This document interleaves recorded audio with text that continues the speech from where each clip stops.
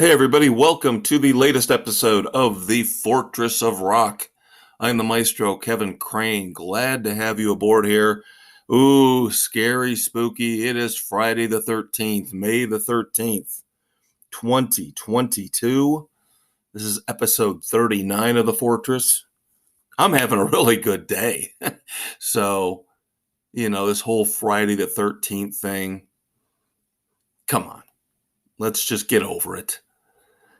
Not a big deal. Not gloom and doom and disaster. It's not a day that's going to be any worse or any better than any other one. Like I said, great day so far for me. So I'm loving Friday the 13th right now. Just got tickets to go see Kansas. They'll be playing here locally where I am coming up in July. Finally get to see Kansas for the first time ever.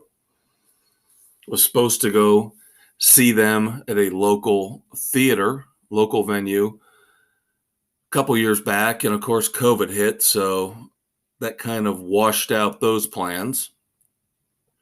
Decided I didn't want to wait 18 months to 2 years through delays.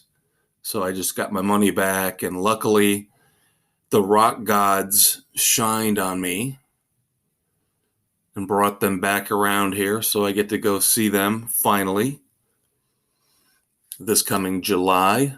Outdoors. Probably be hot, muggy. It's all right. A little bit cheaper than what I would have paid to see them indoors. So very, very happy with that.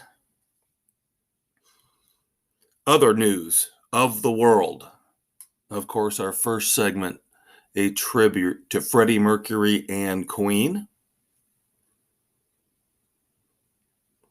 The ongoing Van Halen tribute rumors just won't go away. Now, nobody's expecting anything to happen anytime soon, but Jason Newsted opened up a little bit of a can of worms as he was the first one to start talking about being contacted by Alex Van Halen, about jamming with Alex and Joe Satriani, about starting to put together this tribute tour. And then, of course, we heard that David Lee Roth was involved in talks.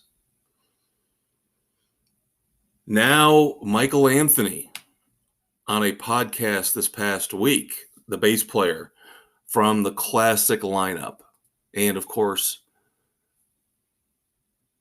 the Sammy years and the Gary Sharon album, Van Halen 3,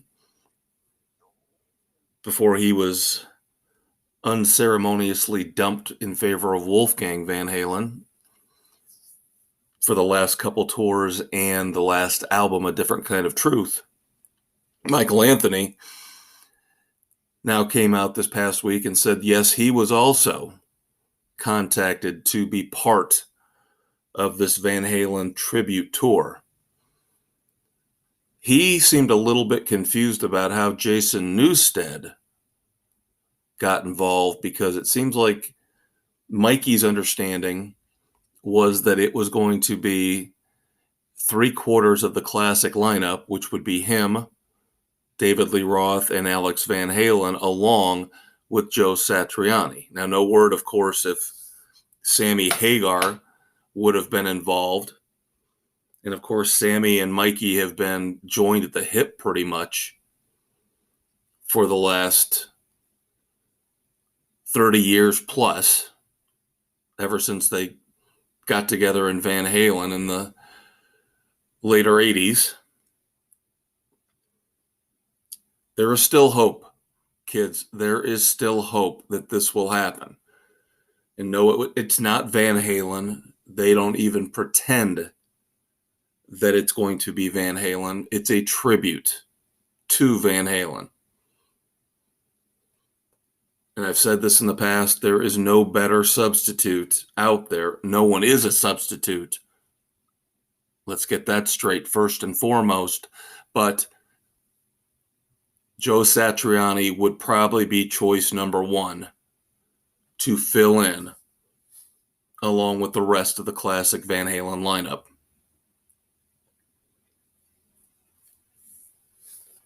COVID is rearing its ugly head again. I hate this. I hate to bring you this news. But the final 4 dates of Journey's current Freedom Tour, now they're going back out on the road later this year, but the final 4 dates of the early leg of the Freedom Tour, where they had Toto opening for them, had to be postponed because an unknown member of Journey came down with COVID. This is the wrong time for this to start up, for this to start happening.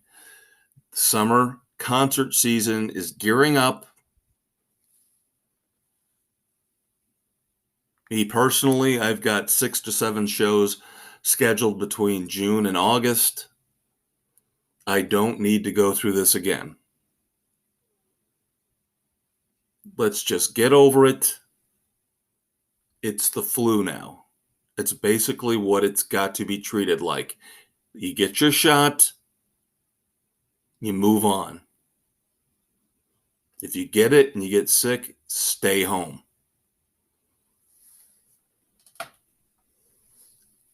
Problem is people don't listen.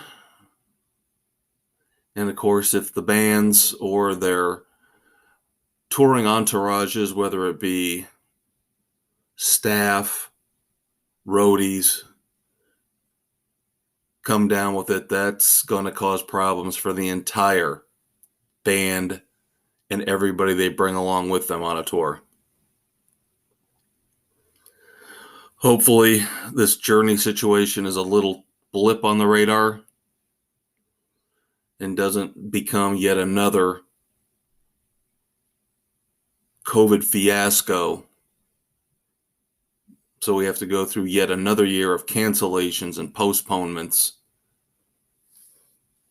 I don't know if the touring industry can survive another year without being able to have a full slate of shows, especially the outdoor venues who depend on these summer shows.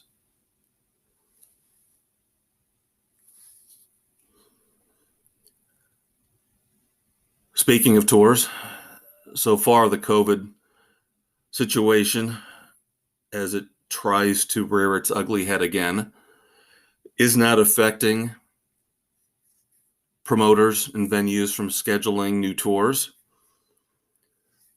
Smashing Pumpkins and Jane's Addiction are going out on tour. And of course, Scorpions, in support of Rock Believer, their latest album, going out on tour, and they're bringing along Whitesnake. And Whitesnake is on the, I don't know if you want to call it their farewell tour. I have seen things, stories, rumblings, rumors, where they're calling it the David Coverdale farewell tour. I don't know what that means, but it's intriguing. It's interesting. Does that mean that Coverdale would sign off on somebody else taking over lead vocals on his baby, Whitesnake? Could you see Sebastian Bach singing with Reb Beach, Joel Hoekstra? Oh, that would be phenomenal. Now, that would be my pick. I could see Sebastian Bach filling in perfectly for David Coverdale if he's going to sign off on it. Because again, when I start seeing and hearing things that say this is not the Whitesnake farewell tour, this is the David Coverdale farewell tour, it makes me wonder. And David Coverdale is not a dumb man. He's a very smart, shrewd man. He always has been. He might not be the most creative out there in the rock world, but he is definitely one of the smarter ones in terms of how to run his business. I could see this. I could see this definitely happening 2 or 3 years down the road. a reformed Whitesnake, with him being the mentor, him putting together the musicians, the singer that he wants to carry on the Whitesnake legacy.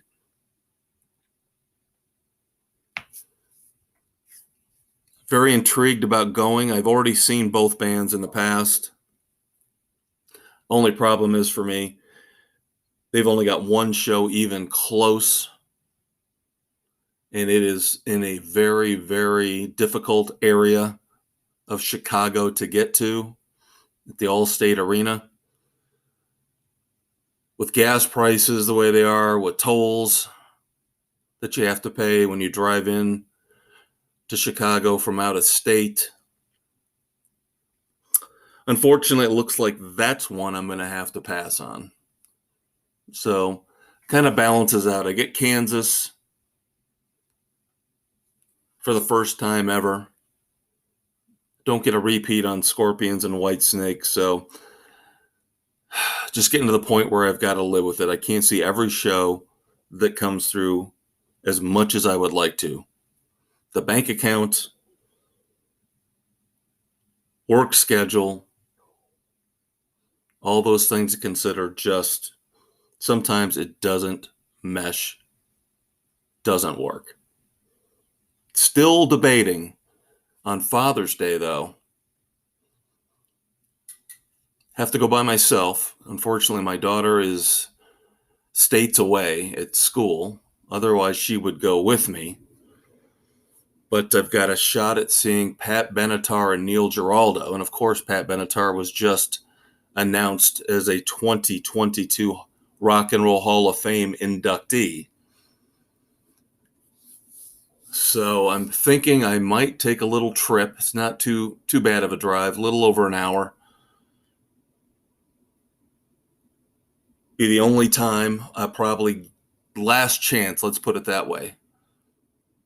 Had opportunities in the past that didn't work out. This would probably be the last chance I've got to see her. So I'm strongly thinking about taking a little solo jaunt on Father's Day to see Pat Benatar.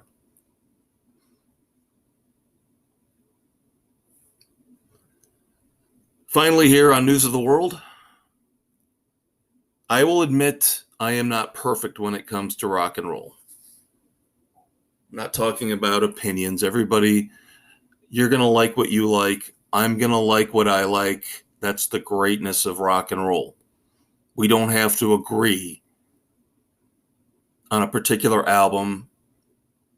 If there are people out there, you, me, who don't like a Beatles album or a Zeppelin album, I don't think it should become the Salem witch trials.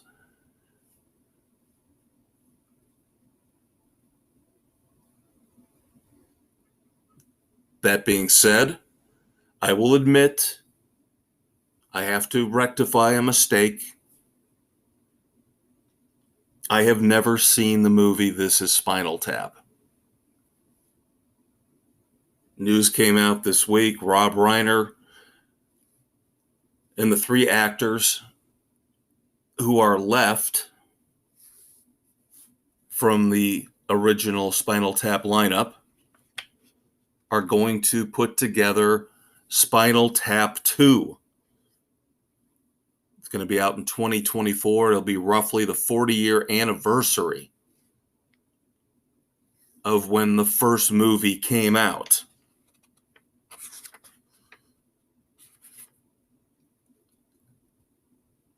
Again, I will make a point to watch This Is Spinal Tap before. I've got 2 years before Spinal Tap 2 comes out. I know the legend, the legacy of Spinal Tap. How, Maestro? How have you never seen This Is Spinal Tap?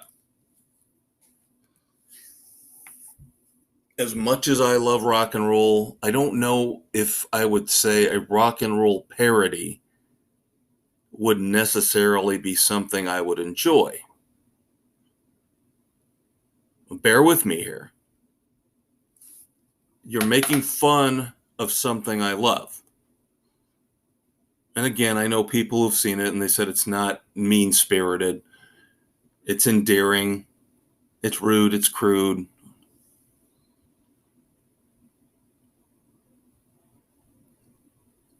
I've seen rock and roll comedies in the past. Obviously, I love Tenacious D. Love Tenacious D. Loved The Pick of Destiny.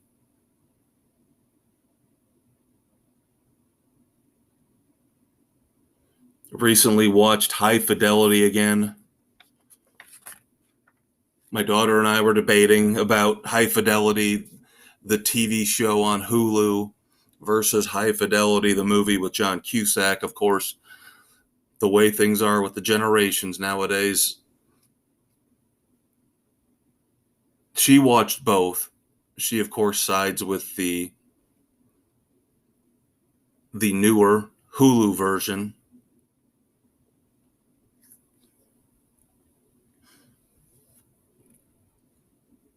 With Zoe Kravitz. I can't, I don't have Hulu right now. I'm not going to get Hulu just for that. Hulu's not a big priority to me right now in terms of streaming. So, but because we got in that discussion, I did watch High Fidelity again. Another, again, rock and roll based movie, comedy, not parody. Tenacious D, you could say, is a little bit more of a parody.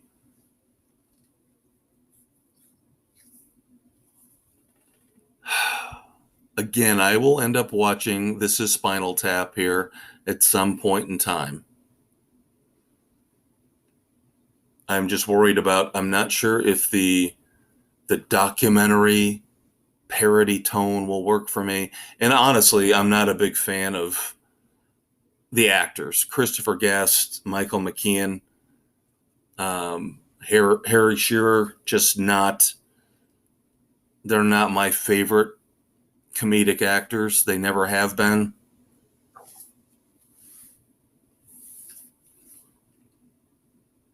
I like Jack Black and Kyle Gass better. Sorry, I do. But I will never know my true feelings on this, right? Until I watch it. So I promise to you out there in podcast land, followers of the Fortress, that I will watch This Is Spinal Tap at some point, hopefully this summer. So there you go, kids. News of the world done, wrapped up for right now. Segment 2 coming up, of course, is Breakdown. Album reviews, song reviews. Going to travel back in time, a little over 20 years ago. Bend, not break, a cardinal rule on the Fortress of Rock. I usually do not like to review live albums or retrospectives, box sets, that type of thing. But I'm breaking, again, bending, possibly to the point of breaking one of my rules, because it involves one of my favorite bands. So you're going to have to deal with it. So stay tuned for segment 2. You'll find out what album I'm talking about in just a sec. Thank you so much for tuning in to the Fortress of Rock podcast with me, the Maestro, Kevin Crane. Of course, that was segment 1, the news of the world, our tribute to Freddie Mercury and Queen, where we look back at the past week in rock and roll and all the news and all the controversies that you deserve to know about. Next up is the heart of the show, the meat and potatoes, Breakdown, where we are going to review all the new songs, all the new albums, all the new concert tours, the shows that I've seen personally. Stay tuned for that. Of course, we're now available on Spotify, Anchor, Apple, Stitcher, Castbox, Google, Pocket Cast, and Radio Public, wherever you listen to your favorite podcasts. Hang out, kids. We'll be right back. Hey, everybody, welcome back to the Fortress of Rock. I am the Maestro, Kevin Crane.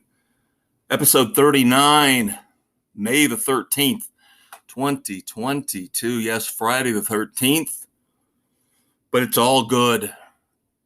Been a good day for the Maestro, so nobody here is complaining. This is the time where we review new albums, new songs from upcoming albums, the stuff you need to know about. Because new music, good new music in the rock realm is so precious, so few and far between when it comes to releases, that I got to stay on top of this for everybody out there, let you know what is out there that you should listen to and what you should not waste your time on. Now, you're going to have to indulge me here. Well, it's my podcast, so I'll indulge. But one of my favorite bands of all time, who I consider one, if not the most underrated rock band of all time, is the Knack. They are so much more than just My Sharona. And I'm happy, don't get me wrong, that you still hear My Sharona played all over the radio across the country because people have finally come to understand how awesome that song is. It is an all-time great. It is an all-time classic, one of the greatest rock songs ever. Long version, not radio edit version. You have got to hear Bert Navarre's full guitar solo on My Sharona to fully appreciate the magnitude of the greatness of My Sharona. But that being said, they dug back into the archives. Smile Records just released the Knack live at the House of Blues in Hollywood, September the 25th, 2001. 18-song set, technically, and we'll get into this, it's probably 20. Couple uncredited songs that the Knack snuck in there. 3/4 of the original lineup still intact at this point. Of course, we know Doug Fieger, lead singer, has passed away. It's been a while. So the Knack is no more. But back then in 2001, you still had Doug Fieger, Bert Navarre, and Prescott Niles from the original lineup. The guys that put together the classic album, Get the Knack. Dave Henderson is credited for drums on this live album. So like I said, I'm indulging because normally I don't like to review live albums, compilations, box sets, that type of thing. I'm making an exception here because those of you out there who don't know who the Knack is, the younger audience, and again, the older audience my age who didn't get into the Knack outside of My Sharona, you need to dig back in. Listen to this album. This encapsulates the greatness that is the Knack.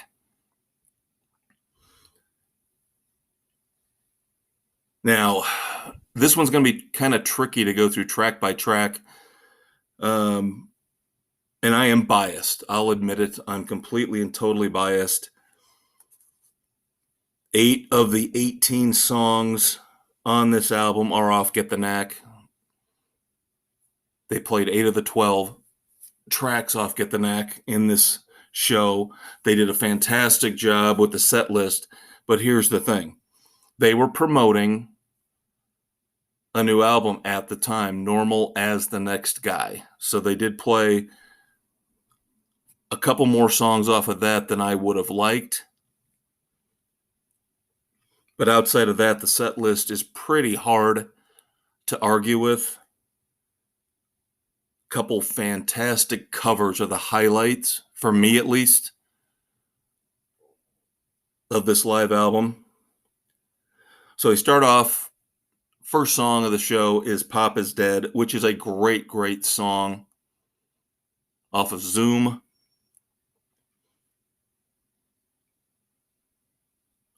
Problem is, it sounds like Doug Fieger didn't take enough time to warm up before hitting the stage, because Pop Is Dead, as great of a song as it is, comes off very rough. His voice cracks multiple times, and immediately I'm thinking, oh, please don't tell me this was a money grab. This is going to be an embarrassing show. They don't sound good. Doug Fieger's voice is bad.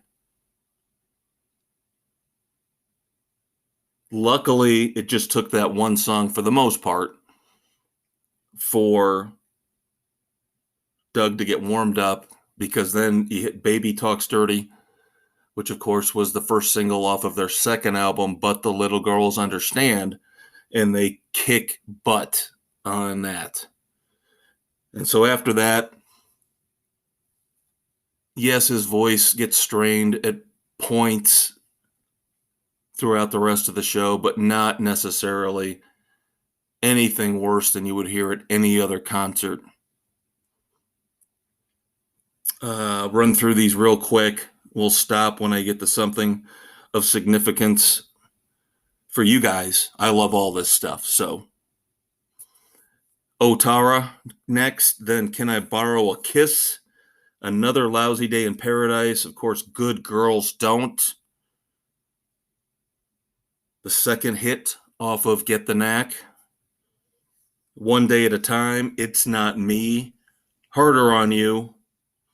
Now, see, this is the area where I'd probably have a complaint if I was not a big Knack fan. One Day at a Time, It's Not Me, and Harder on You, those three in a row, that's a little weak. That's a little weak. Then we get to track 10, and everything just, the roof gets blown off for the most part for the rest of the album. We get Siamese Twins, The Monkey and Me, which is one of the greatest tracks off of Get the Knack. And then they slip in at the end, Hold On Tight and Don't Let Go, not credited on the album. One of the songs off of But the Little Girls Understand. So you kind of get a 2-for-1 here.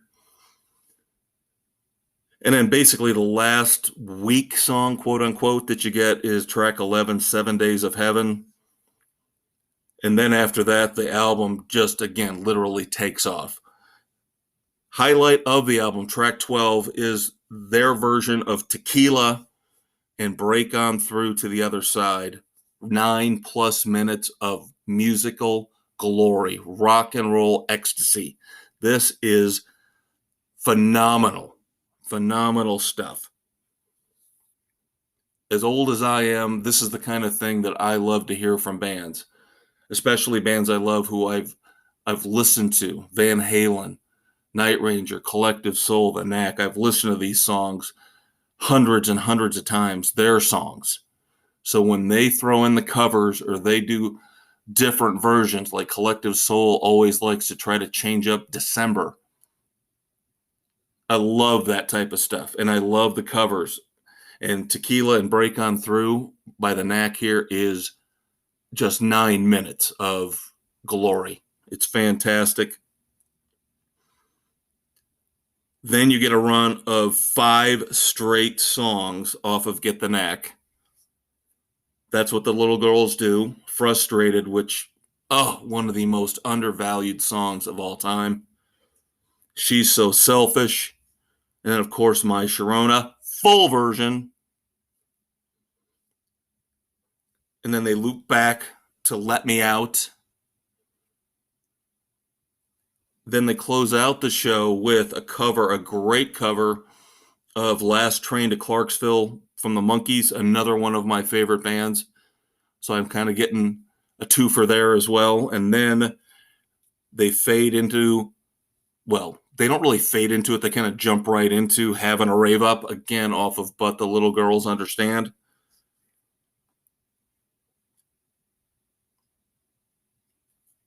Again, I'm biased. I admit it. I'm putting it out there right now. Just like you would be if your favorite singer, your favorite group put out a live album, greatest hits, you're going to love it. Hopefully you love every minute of it. And as much as I try to be critical of this, the House of Blues show in Hollywood, it's really hard for me to rip on this. This is near perfection for me in terms of a live album. Again, starts out slow, couple weak spots when it comes to the set list, but again, you got to understand what they were doing in terms of promoting a new album. If you can get beyond those flaws, minor flaws, the Knack live at the House of Blues, September 25, 2001 is a phenomenal live album, and I hope you check it out. Also have a couple songs to review this week.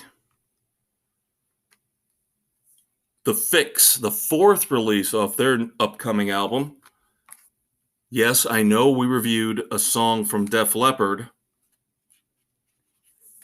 a few weeks back called Take What You Want.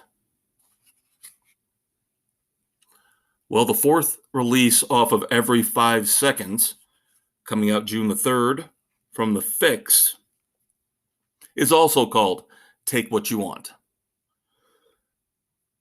Now, this one, unfortunately, is not as good as Def Leppard's Take What You Want, and it's not as good as the 3 previous releases from The Fix's upcoming album. It's moderately catchy, decent, not awful. But this is one of those songs where we're going to have to see the entire framework of the album next month when it comes out and we review it to see how Take What You Want fits in, because to me, it doesn't sound like it should be anything other than a track at the very back of the album.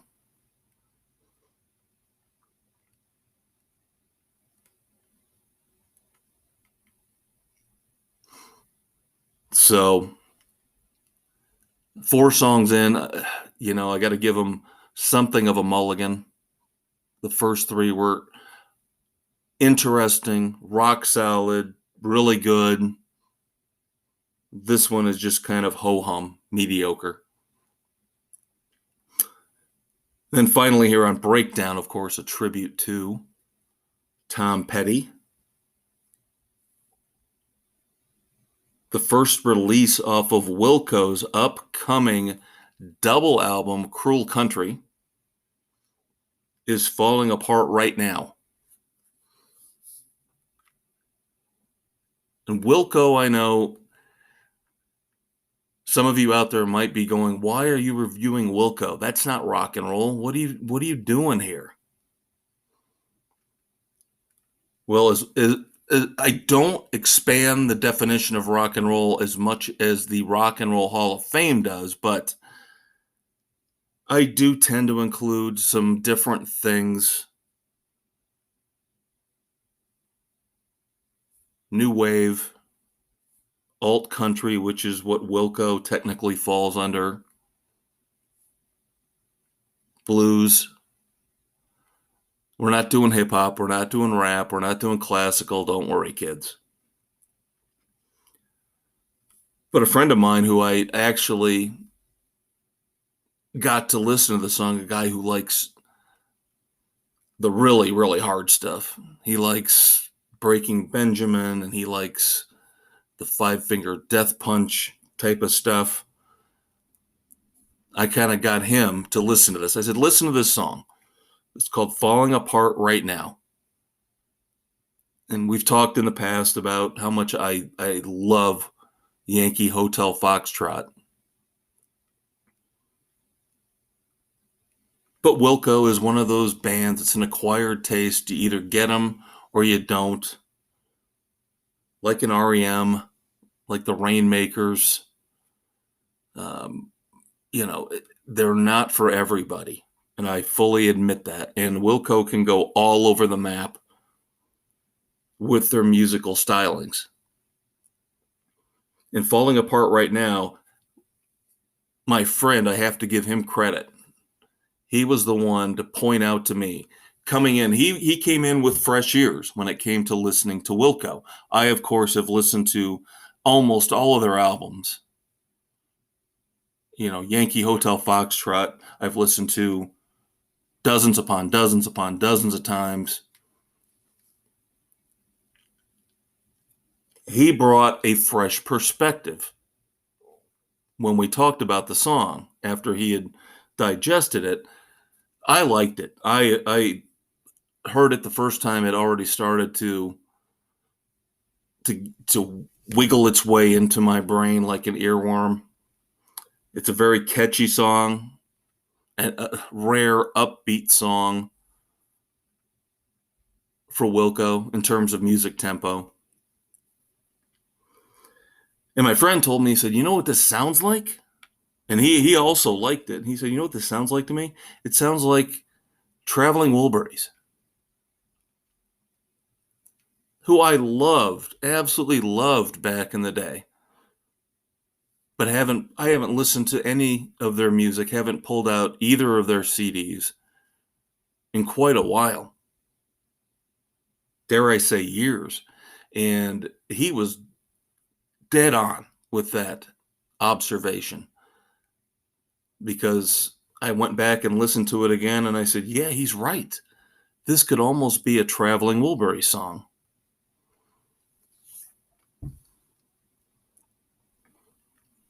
But now, I don't know if I'm going to expose him to any more Wilco music, because I know this is probably just sheer luck that I found one song that he would like, again, being a metalhead. Knowing Wilco's past and their musical tendencies, this might be a one and done for my bud with Wilco. But I'm glad he liked it. I like it. Try something new. Listen to Wilco. Listen to Falling Apart Right Now. Just be forewarned. Once you start getting into Wilco, again, Yankee Hotel Foxtrot is a different animal altogether. That album is just an all-time classic. You have to listen to it 2 or 3 times to really get into it. That one is the one you should really listen to first. After that, they're a little schizophrenic. But Falling Apart Right Now is a phenomenal song, so check that out, kids. All right, that's it for Breakdown. Segment 2 is over. Coming back with segment 3, I Want to Go Back, where we look at the anniversaries of classic album releases and moments in rock history. Had some issues with this today, and I'll explain that to you in the next segment when I start talking about, of course, each and every week my sources for a lot of my ideas. And of course, please remember that you can find the Fortress of Rock pretty much anywhere you listen to your podcast: Spotify, Anchor, Google, Radio Public, Pocket Cast, Breaker, Apple, Overcast, Castbox, and Stitcher. And of course, check out our Facebook page. You can participate in the Weekend Rock Project. And we also post our links each and every week to this podcast. So check that out. All right, so stay tuned. We're going to be talking about the Beatles, Duran Duran, and Stevie Wonder coming up. So stay tuned. All right, now that we've looked at the current state of music in our breakdown segment, it is time to climb into the DeLorean and travel back in time to look back at moments in rock and roll history, birthdays, deaths, anniversaries of song and album releases. It is time for I Want to Go Back, our tribute to Eddie Money. Stay tuned. And as always, we're on Spotify, Anchor, Apple, Stitcher, Castbox, Google, Pocket Cast, and Radio Public, anywhere where you listen to your favorite podcasts. Hey everybody, welcome back to the Fortress of Rock. I am the Maestro, Kevin Crane. Friday the 13th, May the 13th, 2022. This is episode 39 of the Fortress. This is I Want to Go Back, our tribute to Eddie Money. Anniversaries of classic album releases and moments in rock history, birthdays as well. First and foremost, let me acknowledge my sources for some of my ideas here and throughout the episode, with a caveat. Bear with me on that. UltimateClassicRock.com, the best website I have found, bar none, on the internet for rock news, album reviews, release news. The Van Halen News Desk, of course. A little bit of the personal touch there. Then, of course, normally I would say thisdayinmusic.com has been a valuable source for information for me over the past 6 months or so, but had a lot of trouble this week accessing information on thisdayinmusic.com, so I had to bail on them this week, try to find some other sources for some birthdays and anniversaries in rock history. So I hope that thisdayinmusic.com is still functioning and it's just a temporary glitch, because I really love their website. Now, it's, as I've mentioned in the past, it's based out of Britain, so a little bit more slanted towards UK news when it comes to music, but still a lot of good stuff. All right, let's start off with birthdays this week. Of course, Stevie Wonder turned 72 years old today, born on May the 13th, 1950. Love Stevie Wonder. Great story I have for you. When I was first getting into pop and rock, when I was about 10, 11 years old, back in the mid-70s, I remember listening to American Top 40 with Casey Kasem on Sunday mornings. And that was one of my first major exposures to the hits of the day. It was that, and it was the K-Tel records, the compilations that they would put out back then. Similar to what they do now with now that's what I call music. Definitely different types of music involved comparing the 70s to now. But one of the first songs I remember when I started listening to Casey Kasem, one of the first songs that I remember as a huge hit, a number one hit on American Top 40, was Sir Duke by Stevie Wonder. Great song. Absolutely fantastic song. And Stevie Wonder, he's had some phenomenal moments like Superstition. He's had some down moments, sorry, in my opinion, all you ballad lovers out there, with pap like I Just Called to Say I Love You. But there's no denying the greatness of Stevie Wonder. And I saw he was turning 72, and it almost seemed surreal because he seems like he's been around forever. Because you got to remember, he started off at such an early age with fingertips. That 72 years seems young for him. And I hope he's around for another 20 plus years so we can celebrate his birthday each and every year here on the Fortress. Now, I'm not going to spend a lot of time on my other rock and roll birthday of the week. even though he's one of the greatest vocalists we have got right now,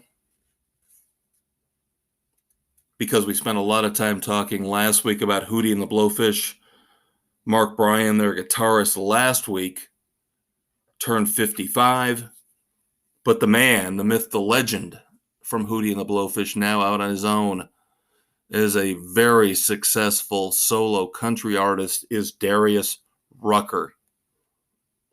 Darius, born May the 13th, 1966, turns 56 years old today as we tape The Fortress. And again, I talked a lot about Hootie in the last episode, so I won't go into a lot of detail here. But again, I will emphasize the fact that I think Darius Rucker has got one of the greatest voices of the last 30 years. To me, he's right up there with the greats, Chris Cornell. It's just really tough for me to not praise Darius Rucker for everything he's done. I'm not a big country fan. You guys know that. Love Hootie, though. That voice is unbelievable. So happy birthday to Darius Rucker. Couple of very significant anniversaries in rock history. Going to cheat a little bit here, go back to the 10th of May. 40 years ago on May the 10th, 1982, Duran Duran released Rio. And if you've listened to my ranting and raving and my weekly updates on the Rock Hall of Fame voting this particular year, you know I have been rooting for Duran Duran to get in the Rock and Roll Hall of Fame. Another example of how we try to delve into different types of music on the fringes of rock and roll here on The Fortress. But Rio is fantastic. Rio is a masterpiece. I won't say it's one of the greatest albums of all time, but it is definitely a classic.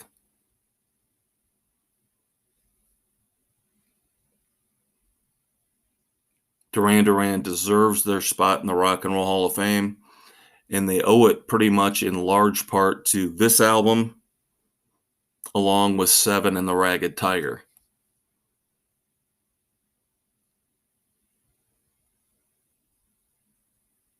All right, for all you Beatles fans out there, I guess this is the obligatory weekly Beatles nod, because of course almost every day, every week of rock and roll history, you can find something that happened with the Beatles somewhere between 1964 and 1970.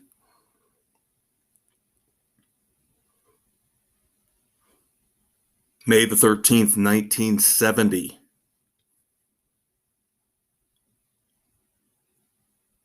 52 years ago today, the movie Let It Be premiered in New York City.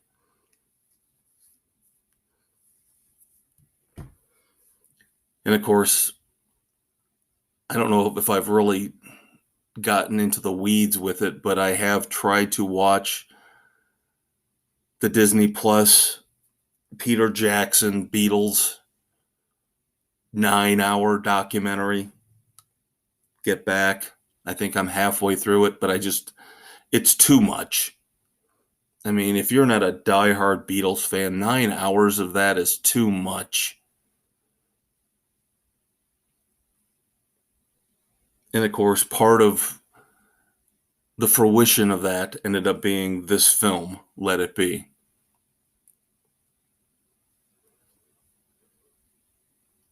Now, I want to go on a tangent here as we wrap up the third segment. Sticking with the Beatles, I'm going to have a bone to pick here with one of my previously mentioned sources, ultimate classic rock. Now, in no way, shape, or form are they as bad when it comes to their lists and their rankings as Rolling Stone. Rolling Stone, just a joke. They are not the preeminent publication for rock and roll. They're a political rag. They're a bunch of sycophants who take after Jan Wenner, the biggest sycophant of all time. Now, Ultimate Classic Rock, I've mentioned a couple times in this episode, a lot better, much better source for rock and roll criticism, history. But they recently put out their list of the greatest rock and roll singers of all time. And I have issues with you people. To quote the great and glorious Frank Costanza. Yes, it's time for the airing of grievances, even though it's not Christmas.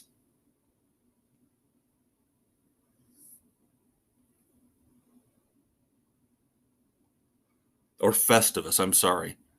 I should say Festivus.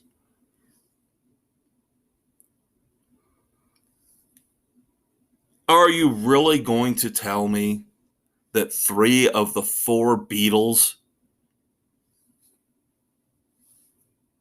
are 3 of the 40 greatest rock and roll singers of all time? That's a joke. That is a goddamn joke. And I love George Harrison. He is not one of the 40 greatest rock and roll singers of all time. And I know they were taking into account stage presence, not just sheer vocal power. George Harrison shouldn't be anywhere near the top 40. And John Lennon, obviously, I'm not a big John Lennon fan. I've said this before. Overrated, overrated, overrated. But of course, again, it seems like it's obligatory that anybody, any publication, any website that talks about rock and roll has to kiss the Beatles' butt. So they put Lennon and McCartney both in the top 10. Garbage. Garbage.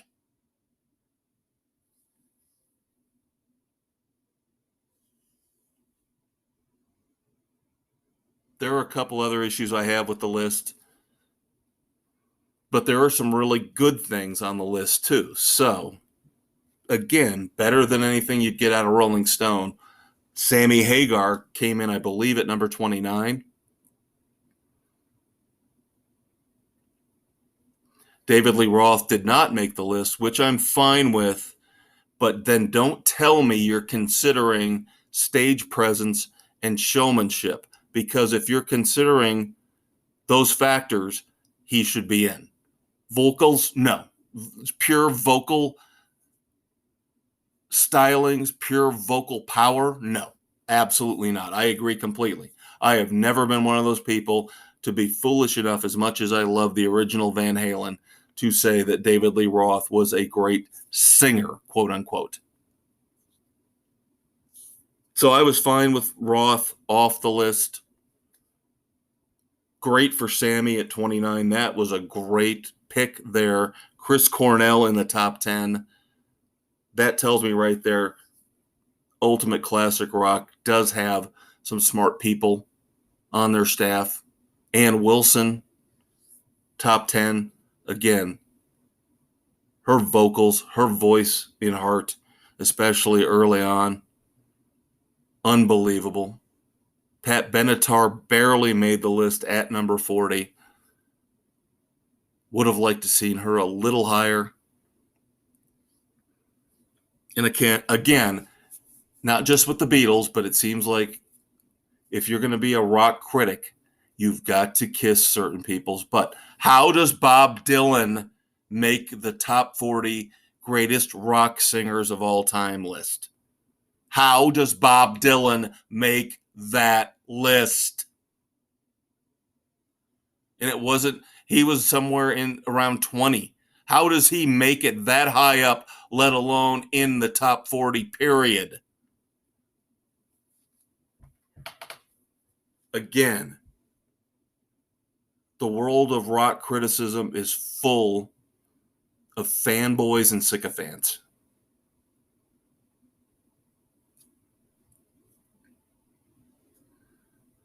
Robert Plant came in, I believe, at number 2.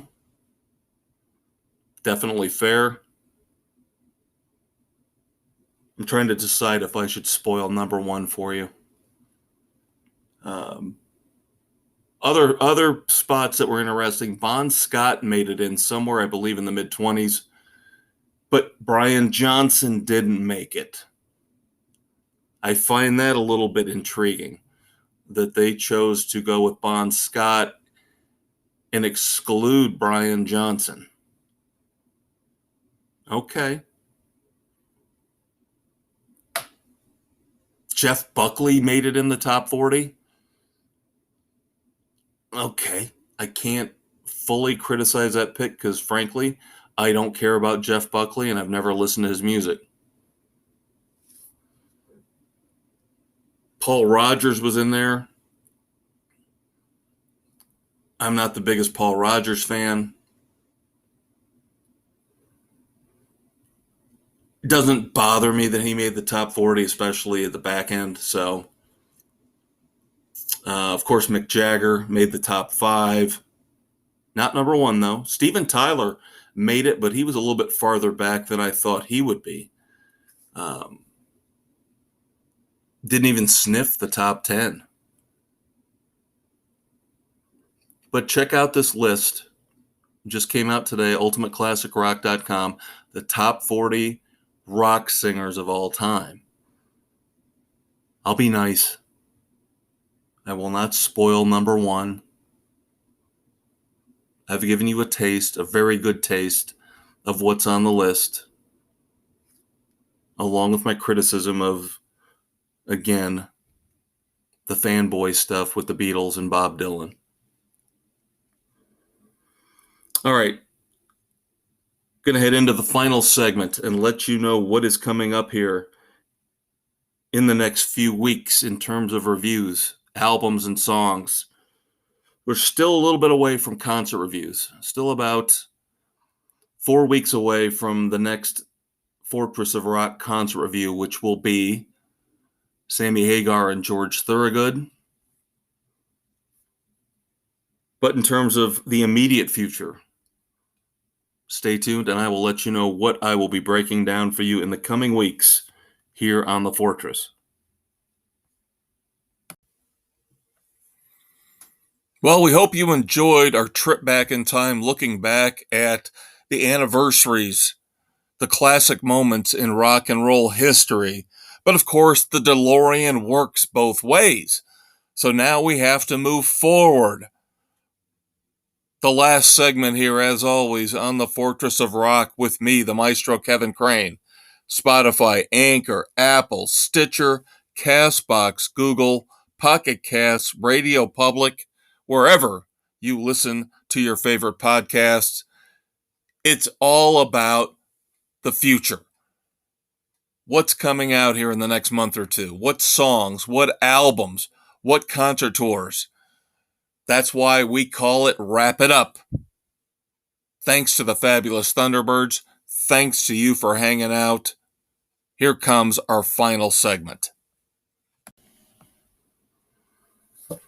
All right, everybody, it's time to wrap it up on the Fortress of Rock here on May the 13th, 2022. Of course, wrap it up, referencing the fabulous Thunderbirds. Albums we are going to have for you in terms of reviews in the next 2 to 3 weeks. An eclectic mix, shall we say. I've referenced a couple of these. Still at some point looking into reviewing the Black Crowes EP of cover tunes from 1972.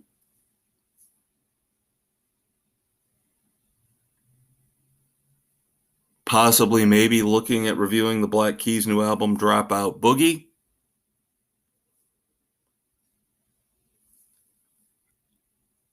Probably will review Skills, this supergroup that Frontiers Records put together, featuring Brad Gillis of Night Ranger and Billy Sheehan of Mr. Big. The album is called Different Worlds. Came out today as we tape The Fortress. I've listened to most of it. As much as I love 80s rock and I love Night Ranger, a little hint, it's not that good. Then finally, something that I don't know if a lot of you out there are aware of. The lead singer for a band that I don't think a lot of you out there really listen to because they never get played on the radio. Craig Finn has got a solo album coming out here next week called A Legacy of Rentals. Craig Finn is the lead singer of the underrated band The Hold Steady. I'm a big fan of both Craig Finn's solo work and The Hold Steady. Not saying they're my favorites, but in a world where you're trying to find something different in terms of music, something a little bit off the beaten path, The Hold Steady and Craig Finn fit the bill. A little bit of Springsteen in there, you can hear that. A little bit of Counting Crows, you can hear it. So I will be reviewing his new album, A Legacy of Rentals, here within the next 2 to 3 weeks. In terms of songs, what I've got for you next week is the second release from Cruel Country from Wilco, Tired of Taking It Out on You. If you listen to my discussion on their first single, In Breakdown, this song is much more like typical Wilco than that song. Much more dour and downbeat. So take that for what you will. And then, of course, one of my personal favorite under-the-radar bands, third release off their upcoming album, The Black Moods. Their new song is called The Cure. That one I've also previewed, listened to like Skills. And I'm telling you, this is good stuff. We're 3 releases in for the Black Moods' next album.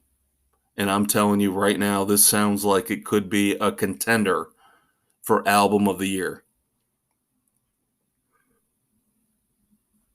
I love that Slash, Miles Kennedy, and the Conspirators album for a lot. But the 3 songs I've heard so far off of the new Black Moods album are unbelievable. So next week, I will review The Cure from the Black Moods. So that'll about do it for the Fortress of Rock this week. Weather is phenomenal here. Mid-80s, sun is out, finally. After 6 or 7 months of gloom and doom, cloud cover, snow, rain, miserable weather, finally. Here comes the sun. Yes, even though I don't think George Harrison is one of the top 40 singers of all time, I do like some of his songs. Hope you have fun this weekend. Spend time with friends, family. Go see a concert. Listen to some CDs. Listen to some tunes on Spotify. I'm the Maestro, Kevin Crane. Thanks, as always, for checking out the Fortress of Rock. And I will talk to you next Friday night.